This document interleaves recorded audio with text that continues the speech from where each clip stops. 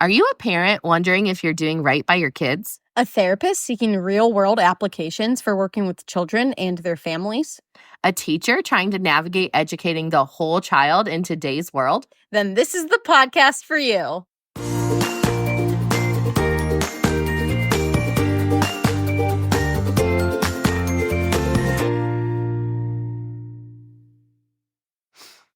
Hey guys, it's Brigid And Jenna. the teacher. And the therapist. Hey.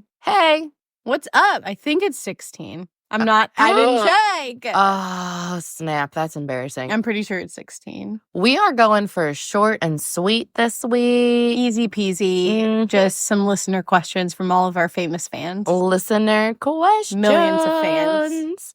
Yeah. All We right. just wanted to, Chit chat. yeah, just chit chat. Forget the trauma. Forget the bullying. Please. So, All right. This Let's is a do good it. one What's our from- first cue? yeah, our first question from one of our followers. How long have you known each other and how'd you meet? How'd we meet, Brigid? This is a point of contention. No, how did we meet is a How did we perfectly meet? valid question. How No. we met was because How long we've been friends. my mama dearest and Yeah. Jenna's mama dearest Mm-hmm. were besties in college. They were. And so there you go. That's Yeah. how we met.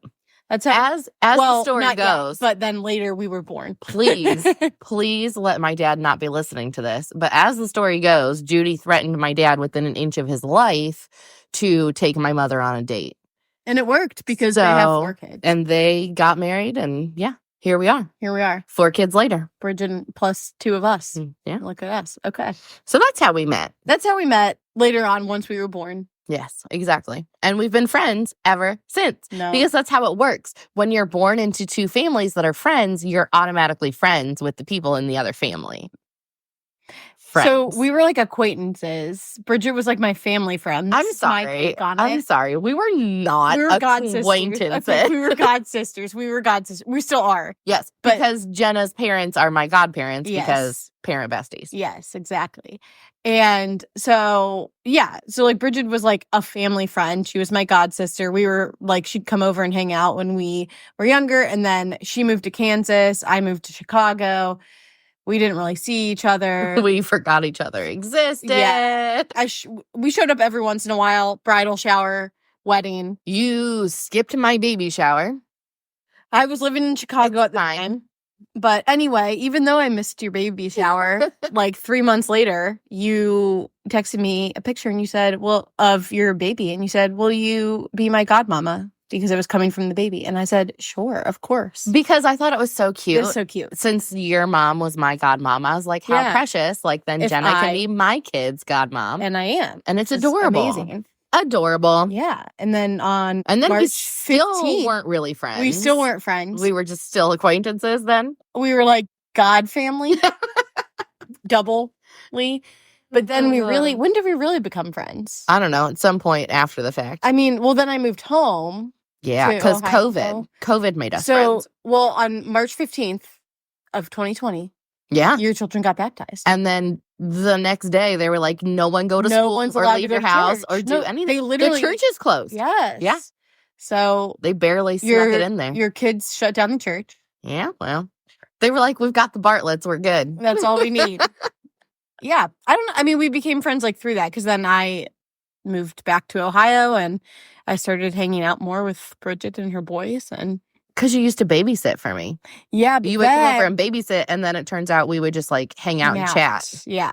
And then that really got ugly because then like we wanted to hang out with each other until we needed a new babysitter. Yeah, that got a little tricky. Yeah. I don't think Brian was like keen on us being friends because then like Because then we would go out and leave him at home. Yeah. It's supposed to be the other way the around. children. Yeah. Listen, I have plans that we're all going to take vacation together. Oh, A I didn't family know. This is vacation. new, everyone. This is new to me. Brian knows this. I think it's a great Me? plan. Like, Yes, you're Okay, coming on I'm vacation coming. with my family. okay. And then we're going to rotate, right? Mhm. And so, like, some nights you and I will go out and Brian will stay at the hotel with the kids. Mhm. And then other nights, Brian and I will go out and you'll stay at the hotel with the kids.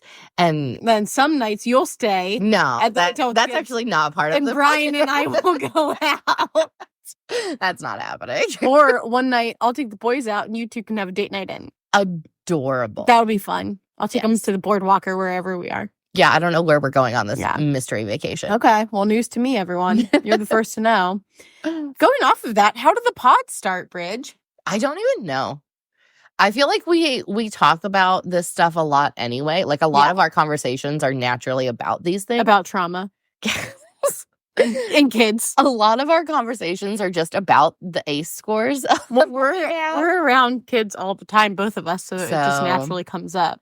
Yeah. So then, I don't know, one day I was like, well, we should make a podcast of this. And I was like, haha, okay. Here we are, years later. Yeah, I believe that your response to it was, yeah, you get a lot of ideas.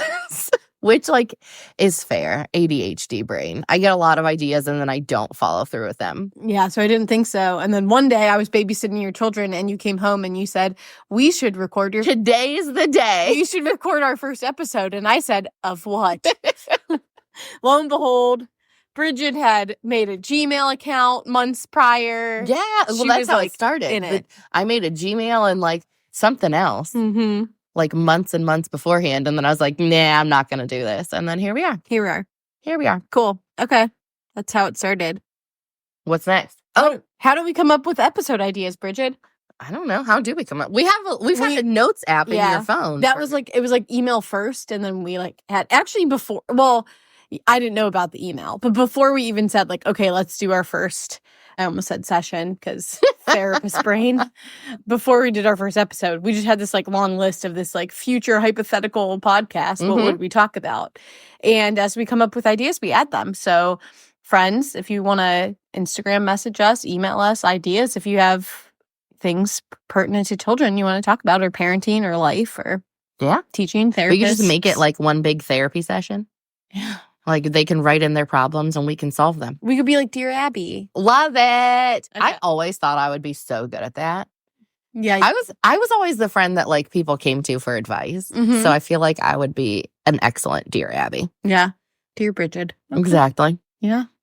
All right. So next. Ooh, okay. If you were not a therapist or a teacher, pending who answers the question, what would you be? So could answer this in so many ways, but I'm going to take all therapists off the table. Like I cannot be anything type of therapist. Okay. I would be a pediatric oncologist. Oof. I wanted to be a pediatric oncologist for a while. I grew up wanting to be a doctor, wanting to be a pediatrician. I always knew I wanted to work with kids. And then I took honors chemistry with Mr. Kleinfelter.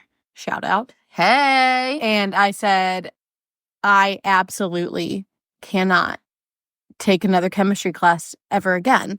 And so this is a true story.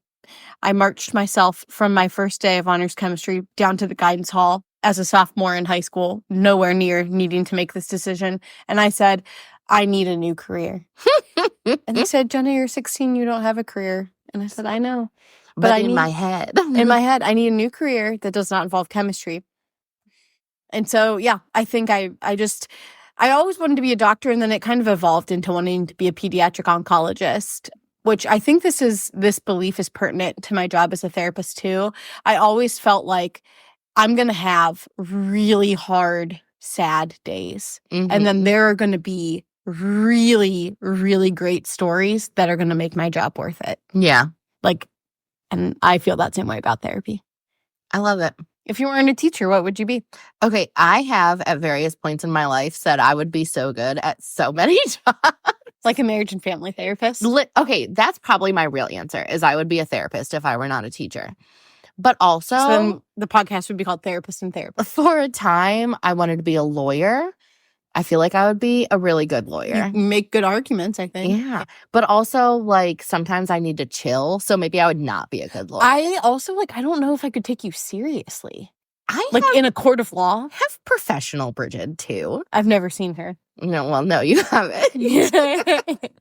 Otherwise, I would be... I don't know her. A pediatric, NP. I don't want to go to med school, but But nursing school sounds... Yeah, or like a PA. Feels like I could be like a pediatric PA. I would do that.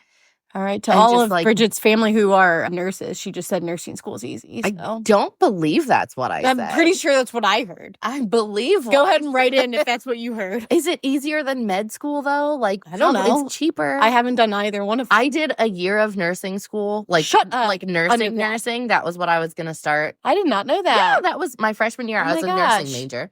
Look, see, we haven't been friends that long. I didn't know that she started out as a nursing major. Lo and behold, that is not what I would be. I got through the first class that was involved? No, it was I got through the science classes, anatomy and stuff. I actually loved anatomy. My teacher was so good. Shout out Caplia.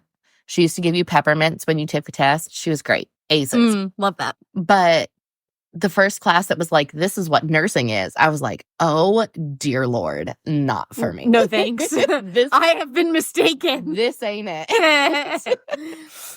So I hopped right out of there. And yeah, my dad was not a fan of that choice. And hopping out of nursing. And to this day will say to me, do you know how much money you could have been making if you were a nurse compared to the pennies you make as a teacher? In a parochial school. Yeah.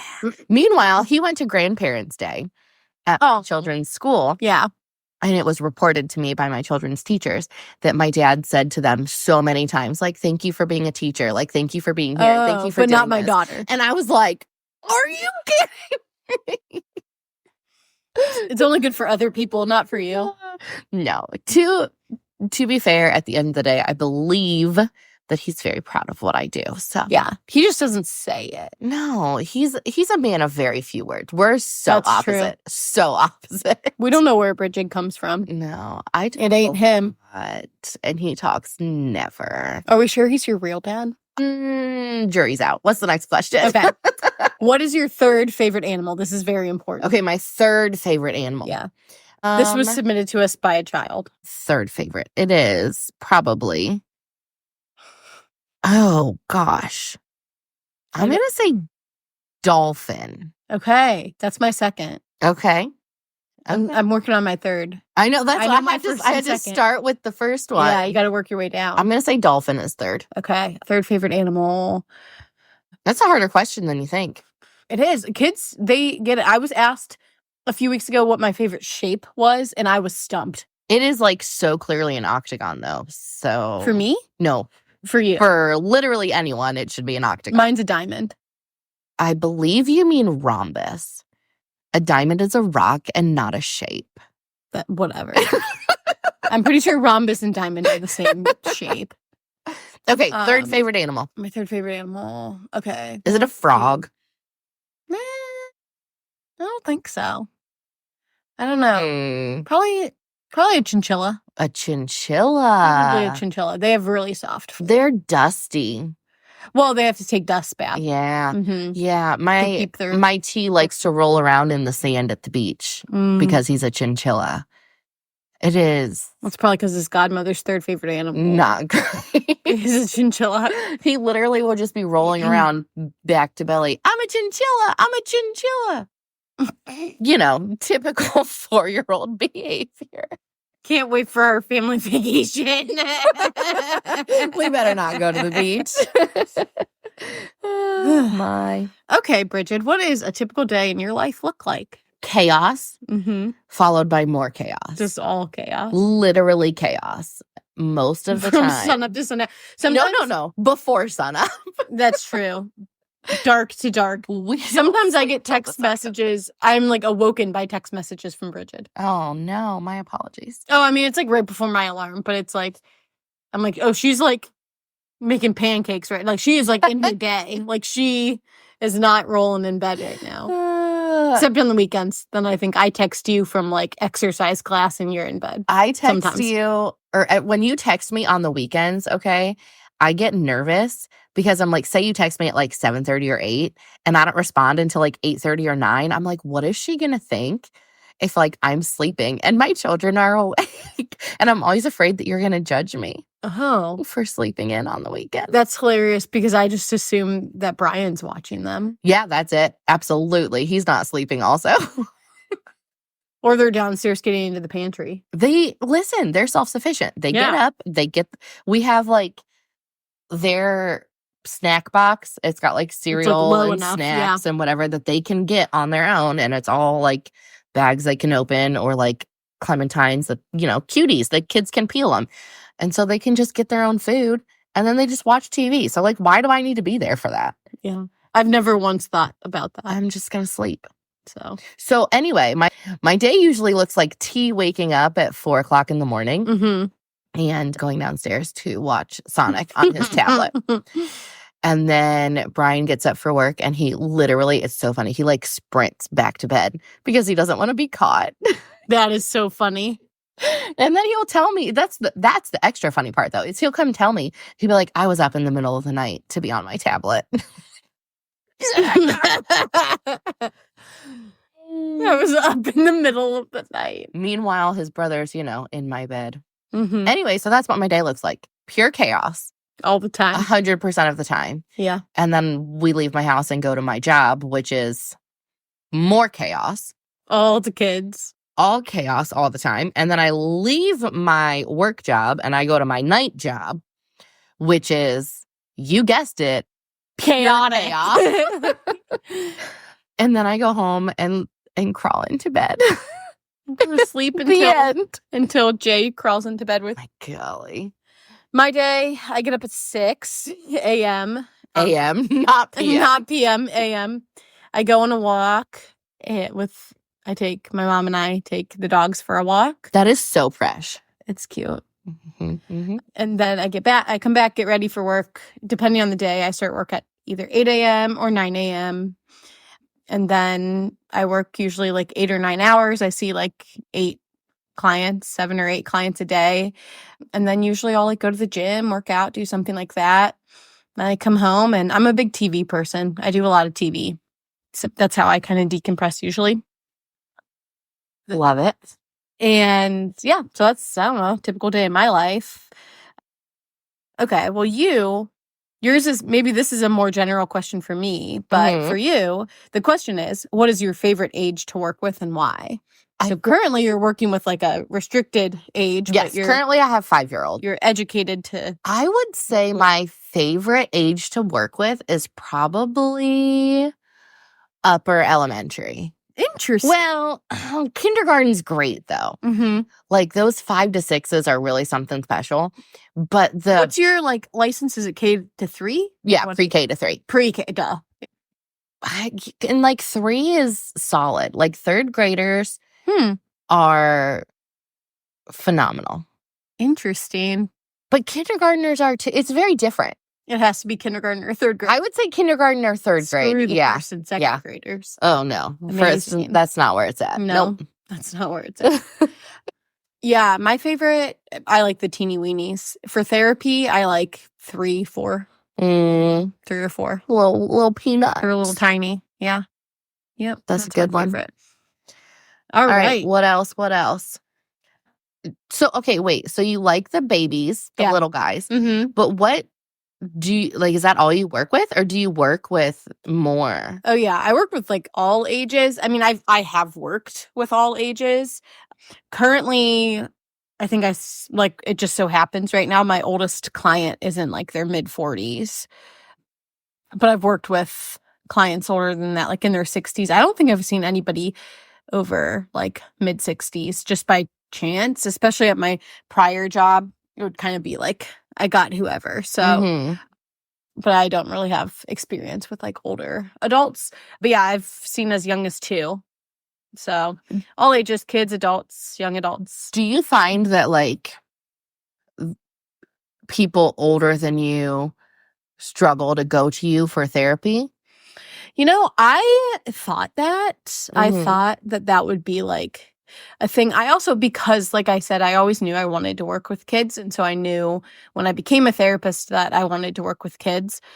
And I was very anxious that parents would not like trust me to do a good job because I am not a parent. Okay. And I found, especially in my first job, I found like quite the opposite to be true. Okay. That they're like, we want someone young. We want, like, for the teenagers, we want someone who can relate to them. Or, like, I had a parent that I believe I started seeing the child when she was 5, and she was like, "Oh my gosh, like you are so great." Because I mean, she's 5. So immediately I like sat down on the ground and she's like, "You have these cool like emoji magnets for her." Like she was like pumped. She was so excited. So I've only really run into that problem with other professionals when I'm working with other systems. And like collaborating with my child clients, that I've been told, "You look very young. I don't know how like competent you are at this." Ugh. Yeah. But not really from, and even like my clients who are older than me. I mean, they're coming back, so they're getting something. Yeah. But I think I would feel weird about that. And I don't know you why. having a therapist younger than you? Yeah. I just feel like, especially the older I get, somehow the older I get, the younger therapists get. It's weird. It's weird. But like these like youngins who are like 20-something, like young 20-something. I'm like, you they're like at least mid, but yeah. They don't, I don't know. And this is just me. Yeah. No, for and like, obviously they do, and they've gone through training, but like, I don't know. I would have reservations about that. Yeah. So I think that's why early in my career, LOL, earlier, like very early on in my career, I wanted to work with kids because I knew I was obviously older, you know? And so that was like easy. And it was like the parent thing was what I had to like overcome. But I saw this thing. It's basically what you're saying. It's so funny. It was like, therapists are so funny because it's like, yeah, this is my emotional support 26-year-old white girl. And I'm like, you're not wrong. Like, that's what I am. That's my job description. Emotional support 26-year-old white girl. I love it. Yeah, we just chit chat. But yeah, I mean, I've heard, because it's really preference. Like I've heard some people are like, "I want a grandma feel." I heard someone say that, like, "I want a grandma feel." Like for me, not for my jam. Like me being a therapist, I would want a therapist who's a few steps ahead of me, who's been licensed a little bit longer than I have. Yeah. But I don't really, like, when I seek out a therapist, I don't seek out like a grandma vibe. But for some people, they're like, yeah, it's like comforting, or I don't know, they're wise. Who knows? Like, but it's different for everyone. I think I have like an idealistic version of who my therapist is. I have tried so many therapists. Is it me? That's a solid maybe. You're absolutely the therapist I want for my children. But I'm younger than you. Yeah, but you're close. Like, you're not that much younger than me. You're not a decade plus younger than me. Yeah. Well, and another thing to say on that topic, I had like a peer in grad school who worked like almost not exclusively, but she saw adults. And I think she even broached that topic with one of her older adults. They were in their like 70s or 80s. And she was like, I just want to like bring into the room the fact that like you're so much older than me, and like, how does that feel for you? And the person was like, I'm older than everyone. Like they were like in all seriousness, that doesn't bother me. I'm older than. She worked actually at like a community college, I believe, like counseling center. So she was like, the client was like, my doctors are younger than me. My teachers are younger than me. Like everybody's younger than me. So they were like, it doesn't faze me. Like, what am I going to go find a 90-year-old therapist? Yeah, that's true. So, but like, how do you, as a not even 30-year-old, counsel someone who's like upper 80s on their end of life struggles? It's hard. Yeah. I mean, I personally haven't done that, but I've had experience where it's like, I've been married to my husband for 25 years, and now I'm not sure that I'm happy anymore. And I'm like, I don't know what to tell you, man. Yeah. Like, how do you talk about marital problems with someone who's like a fresh baby who practically... Yeah. Like, I mean, how do you do it? If I'm answering that question, like, I just work with like that decision-making process. Okay. Like, when did you start? When's the first time that you felt like that way? That's a very like psychodynamic question. And I can be psychodynamic at times. which I know that means pretty much nothing to That anybody. means nothing to me. I know what psycho means. I know what dynamic means. So psychodynamic is like that things from your past are like affecting your present, basically. So like, when's the first time that you felt that way? Right. And then maybe not in that context specifically, but like, yeah, if they're like, when's the first time, right? How long have you been feeling this way? Was there some kind of catalyst? Like, oh, I found out he was cheating and now I don't want to be married to him. Right. Okay. Right. And you're probably not you might be in therapy to like process that, but you probably aren't like, I have no idea what changed. Right. If it's something big like that. And another thing I do is like, I find patterns. Like, okay, well, like, you've been with your husband for 25 years. That's a long time. What did your dating like life look like before that? What do your friendships look like? Do you get a new friend every 3 years? Or, have you had the same friends since college? Or is it like you have a pattern of broken relationships in your life, right? So I help them draw like insights of like, oh, wow, yeah, I'm estranged from my entire family. I can't keep a friend. And now I want to leave my husband. Interesting. That's interesting. Maybe there's a reason there. So I just kind of help them like draw patterns. But arguably, like I said, I mean, I don't have pros. My oldest client right now is probably between 10 and 15 years older than me. So it's not like those people don't stick around, Yeah. Which is fair. Yeah. They need something different. And I think there's something to be said there too of like, if you're going to a therapist and you're like, I just don't think this is the right match. Yeah, that's totally fine. That's completely fine. Like, you can not go back. That's okay. I make that clear in the intake. I'm like, you can email me, you can call and talk to the front desk, you can schedule an appointment and come in and tell me to my face, you can ghost me. I mean, never come back. You could just ghost me. Like therapists will like say like, oh my gosh, I hate when clients ghost me. Like, it doesn't bother me. Then they're not ready. And that's fine. That's a hard conversation to have. Right. I've ghosted therapists. Oh my gosh. I tried to ghost one of my kids' therapists. Yeah. I like called and I was like, I want to cancel my appointments or whatever. Or not even, I think I only had the one scheduled. And I called and canceled it. And then she called me and was like, oh, I saw you canceled the appointment. And I was like, that was so awkward. What did you say? We don't have to publicize. I don't remember what I said. I remember what I thought was like, you are not it. You're not. Yeah. And you can say that. You're not it. Yeah. Like you said, you had your 5-year-old client and you like sat on the floor with them. And I'm like, I literally have never, I want good therapists for my kids, but never found them yet. They're hard to come by. They are. So hard. Like, why? And then when there is someone good, it's impossible to get in. It's just because they're few and far between people who see that. Yeah. Have children. Yeah. Okay. One last one on you. Okay, I'm ready. For you. Do you see a lot of helicopter parenting these days? Because that's something that's on our list. Helicopter parenting is on our list. To do an episode on. I think we're going to have a guest on. Do I see a lot of helicopter parenting? I wouldn't say I see a lot. Okay. I would say I see some. Every year there seems to be some. And some years are worse than others. Yeah. Just depends on the parent, I'm sure. It just depends on the parent. And like, there's always the helicopter parents, and then there's always the parents that you like cannot. You don't know who they are. Get in contact. Who do you belong to, child? Yes. I feel that way. I have followed clients out to the car. Like, who is your grown-up? To locate their adult. Yeah. Someone needs to be a grown-up for you. It's rough. Yeah. So, I don't know. I don't think I see a lot of it. I would say some. Yeah. Some. But the ones you see, man. The helicopter. The bulldozer parenting. That's another one. Updated term. Yes. And it is a bit much. Those are you were gonna say it bad. No, a bit much.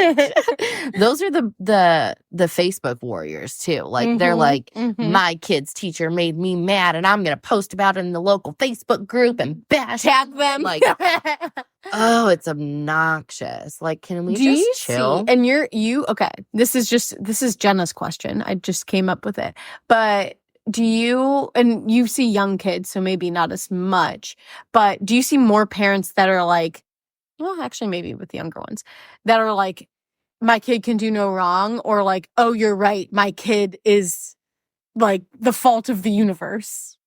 150,000%. Their perfect angel babies would never do anything wrong. Ever.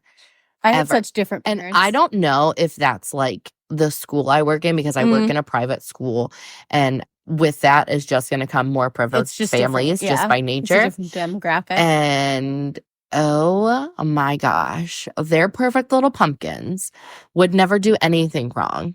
And how dare you suggest that they would?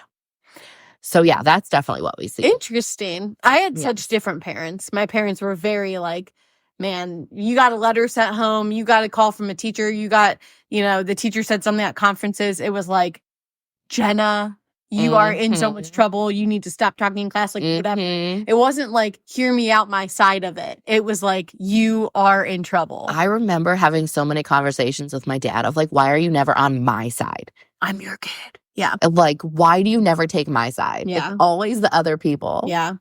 So, which I get now as an adult. Okay, fine. I get it, Dad. But like, and I get it too. And like, I can't imagine that, okay, yes, if this teacher said I was talking in class in third grade, like, yeah, I believe that. There's only one instance I can think of, and it wasn't something that involved my parents. It was a teacher confronted me about something, assuming that she knew what she was talking about, and she did not. That I was like, I was speechless. Yeah. I like couldn't even say anything back. But I was like, I knew I was 100% in the right, and that she was being way out of line. And other people knew that, and other students came up to me afterwards and said, like, are you okay? That was absolutely yikes. Yeah. How old were you? I was a sophomore in high school, so I was 16. Yeah. Teachers hold a lot of power to create moments like that for children, either positive or, unfortunately, a lot of times negative. Yeah. It's obviously that's something that's stuck with me. Like, even so I was a sophomore, 2 years later, when we graduated, the teachers all like, they go out first and then they stand there in like two lines. So, they like they clap as you walk out. And the teacher like extended her arms to give me a hug, and I walked past her. Oh my gosh. Okay. After we're done, I need to know who you're talking about. But like, it has like a big impact on you. For sure. Of like, and I have quite the opposite. I have teachers that like, that is why I survived high school, quite literally. Quite literally. That's why I survived high school. So teachers hold a lot of power and a lot of responsibility. And it's not as easy as you think it is. Yeah. Maybe not you so much. As Mike said to your kids' teachers. Yeah. Just thank you so much. You're this wonderful human being. Thank you so much for being a teacher. No. In all reality, thank you, teachers. I always say, I'm like, listen, I have them one-on-one for 52 minutes. Not a classroom full every day. So, for 8 hours. For 8 hours every day, 5 days a week. Like, I couldn't do that. So, thanks. Shout out to the teachers. It's educators. Lovely. We love it. That's why we do it. We do it because we love it. I promise you no one's doing it for the paycheck. It's not for the paycheck? Are you sure? Just no one's doing it. It's not for the millions of bucks that you swim in every night? Oh, the millions of tears that I cry every night. The blood, sweat, and tears literally that go into this as we record this the day before the Halloween party. Oh, kids, you better appreciate Mrs. Bartlett. Yeah, appreciate me. Yeah. All right, my friends. We're out. We'll talk. See ya next time.